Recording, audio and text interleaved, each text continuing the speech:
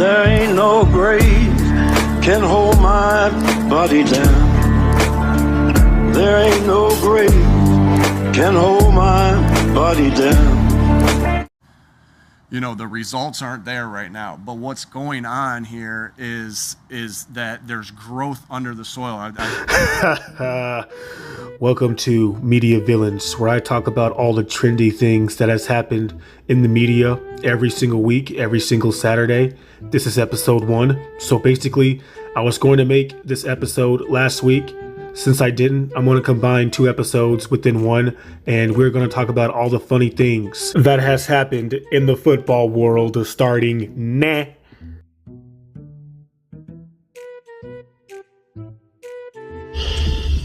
Mike, at any point in your coaching career, did you ever have an interest or express an interest in being a head coach in the college game? And do you have any idea how that may or may not have led to folks like Ryan and Doug Whaley and Carson Palmer connecting you to some college jobs? Hey, guys, I don't have time for that speculation. I mean, that's a joke to me. I got one of the best jobs in all of professional sport. Why would I have any interest in coaching college football? I know that's right. You tell him, Coach. That'll be the last time that I address it. And not only today, but moving forward. Never say never, but never.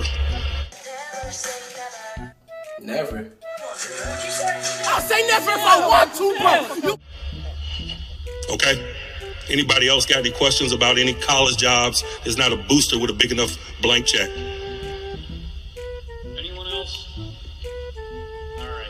Thank you. I mean, you can just hear the hurt in Mike Tomlin's voice because he knows that he is being disrespected and basically is getting asked to be demoted from a prestigious franchise to college. You see, that's why I hate the media, because they always challenge a man's integrity, intellect, and so on and so forth. But the thing that I liked about Mike Tomlin is that he ended all rumors right then and there. He didn't leave no cliffhangers. He was straightforward, got to the point. The media was intimidated. You heard the guy in the background say, "Any questions?" Because basically he ended all the questions there and he left.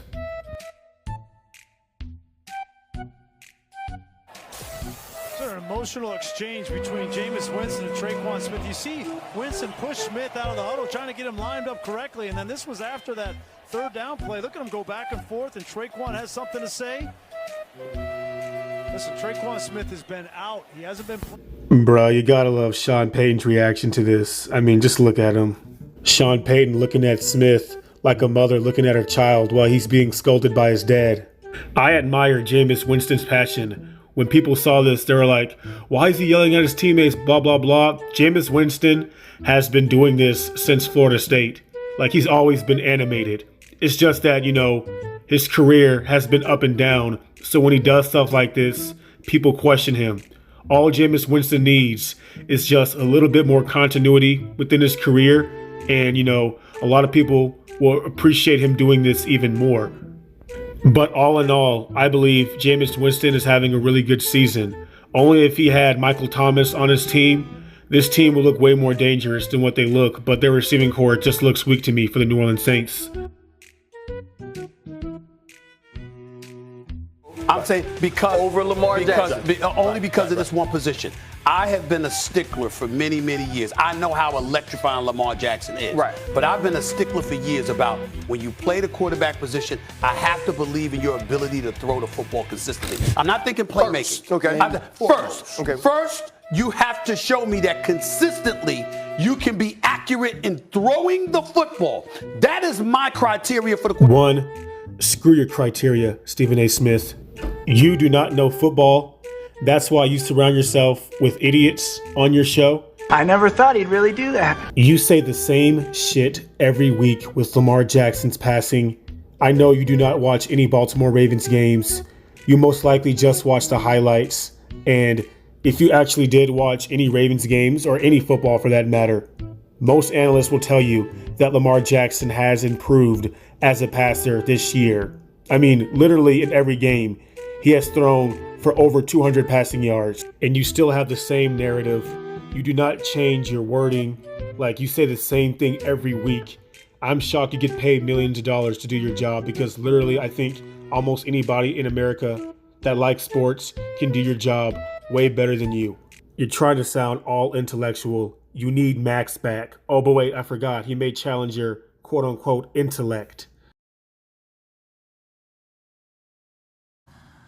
You know, the results aren't there right now, but what's going on here is that there's growth under the soil. I put a picture of a flower up, right? And Did you say hello to the flowers yet? Good morning, flowers. and it's coming through the ground, and the roots are growing out, and the roots are continuing to grow out. And everybody wants to see results. Shoot, nobody wants to see results more than us, right? We want to see results too. The only result that Eagles fans want is for you to be fired.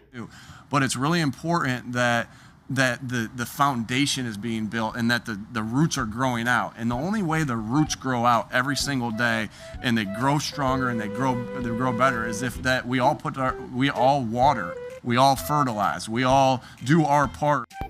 I mean, if you want to go work for Four Seasons Landscape Company, they are still hiring. Look, if Nick Sirianni was winning, then people would love everything that he's saying. But you can't say stuff like this when your team looks as dysfunctional as it is. And it starts with ownership. Right now, Nick Sirianni looks like the scapegoat for the Philadelphia Eagles. Because, we can all get mad at him all we want, but it still starts with ownership. This is bad. I mean, from Chip Kelly to Doug Peterson to Nick Sirianni. I mean, what kind of coaches do the Eagles be finding? I mean, I know Doug Peterson took him to the Super Bowl, but he showed that he was a fluke. Now you got this guy. I mean, come on. This is not how you motivate grown men that are losing in the NFL. You do not put kindergarten or high school motivational quotes in a locker room. I mean, you gotta be kidding me. This is a joke.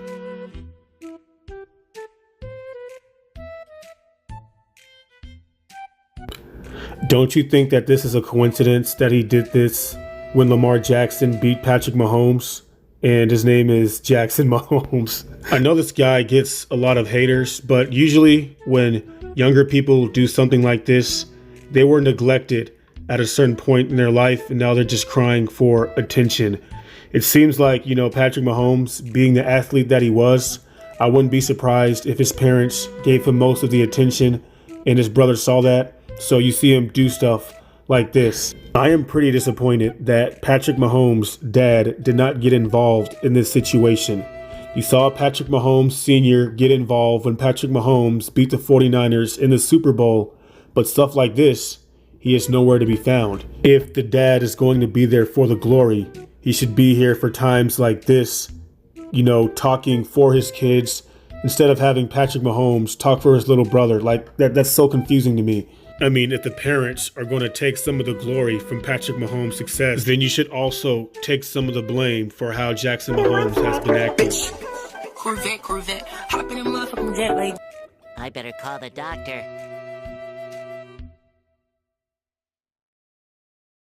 We are part of an entitled generation. We feel like nobody can tell us what to do because we have access to the internet. Money is easier to obtain. We can look better on Instagram filters. And when Hall of Fame players tell us what to do, we basically feel like we are already in the Hall of Fame because this era of football, stats are easier to come by. DK Metcalf should have not said what he said to Shannon Sharp. Once again, this is bad parenting 101 because if you can call another grown man little boy, I mean, come on. He said it so easily, but then again, he did say it on Twitter. People are not really straightforward anymore. We talk a lot of crap on the internet, but he said it like, no remorse. And even though DK Metcalf is a talented receiver, I don't consider him the best, but he has a long way to go before he can make it to the Hall of Fame, and he has to change his attitude. Even if you're the greatest athlete of all time, you can always get better, even if that sounds ridiculous. If you want to be considered the best, I mean, look at guys like Jerry Rice, or even Richard Sherman used to say that he would take advice from other teammates, even the ones that weren't Pro Bowlers, because he just wanted to be great. That sums up episode 1 of Media Villains. I was supposed to do this last week, so I combined the 2 episodes. Hopefully you guys like it. I have another channel called Poison Dart Highlights. Hopefully you guys go subscribe there. I'm 4 subscribers away from 100 subscribers. Thank you guys for supporting me in GWD Nation. Let's do this. We don't care when you call our name. We don't care, we are just the same. We